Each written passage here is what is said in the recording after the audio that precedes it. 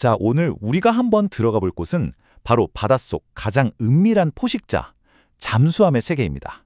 핵잠수함, 그리고 디젤 잠수함. 과연 무엇이 이 둘을 심해 절대 강자와 그저 그런 위협적인 존재로 나누는 걸까요? 심해의 진정한 지배자는 과연 누구일까요? 겉보기엔 비슷해 보이지만요. 이 둘 사이에는 한쪽을 압도적인 챔피언으로 만드는 결정적인 차이가 있습니다. 과연 그게 뭘까요? 네, 모든 차이의 시작점은 딱 하나입니다. 바로 잠수함의 심장, 동력원이죠. 한쪽에는 우리가 아는 그 원자력으로 움직이는 핵추진 잠수함, SSN이 있고요. 다른 한쪽에는 이제 재래식이죠. 디젤 엔진과 배터리를 쓰는 디젤 전기 잠수함, SSK가 있습니다. 바로 이 동력원의 차이가 말이죠.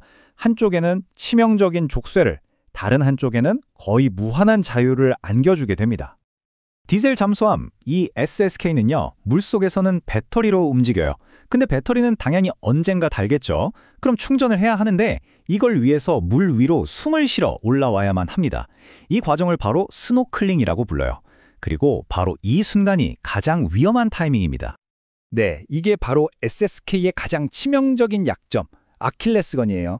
스노클을 올리는 그 순간 적의 레이더나 항공기에 나 여기 있어 하고 신호를 보내는 거나 마찬가지거든요. 자, 그런데 핵잠수함은 어떨까요? 완전히 반대입니다. 원자로는 공기가 전혀 필요 없어요.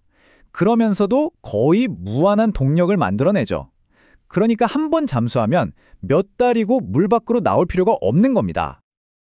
그럼 이런 생각을 하실 수 있어요. 요즘 디젤 잠수함에는 AIP, 그러니까 공기분류 추진 시스템이라는 게 있다던데? 네, 맞습니다. 수중 작전 시간을 꽤 늘려주죠.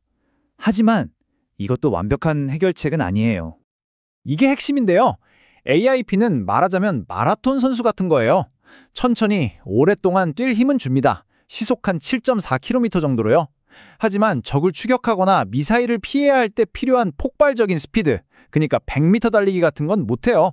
그런 고속 기동은 여전히 배터리의 힘을 빌려야 하고 이 배터리는 정말 순식간에 닳아버립니다. 그리고 바로 이 지점에서 판도를 완전히 뒤바꾸는 다음 차이점, 속도 문제가 나옵니다. 보시면 핵잠수함이 그냥 좀 빠른 수준이 아니에요.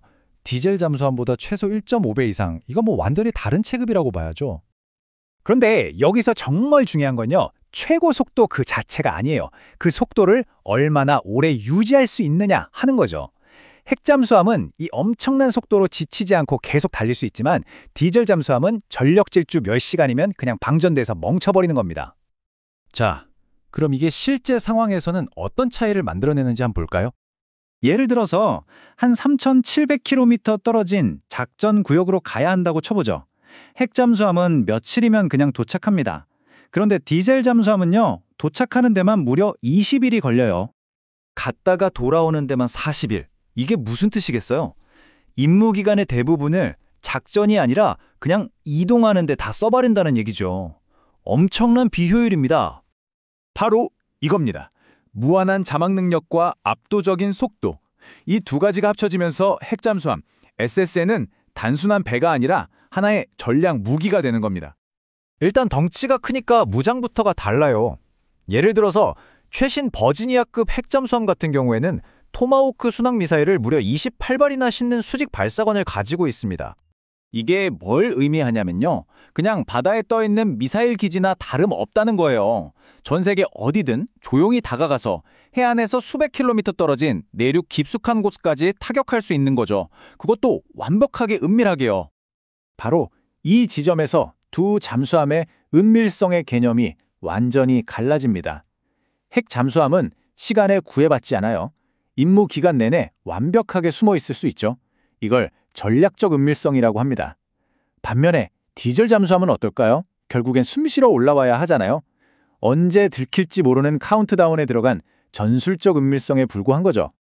자, 그럼 여기까지 들으시면 야, 핵잠수함이 압도적으로 좋은 건 알겠다. 근데 당연히 엄청 비싼 거 아니야 하시겠죠? 네, 맞아요. 비쌉니다. 그런데 그 계산법이 생각보다 좀 복잡해요. 단순히 잠수함 한 척 가격만 보면 핵잠수함이 당연히 비싸죠. 하지만 같은 임무를 하려면 돈이 얼마나 드나 이걸 따져보면 얘기가 180도 달라집니다.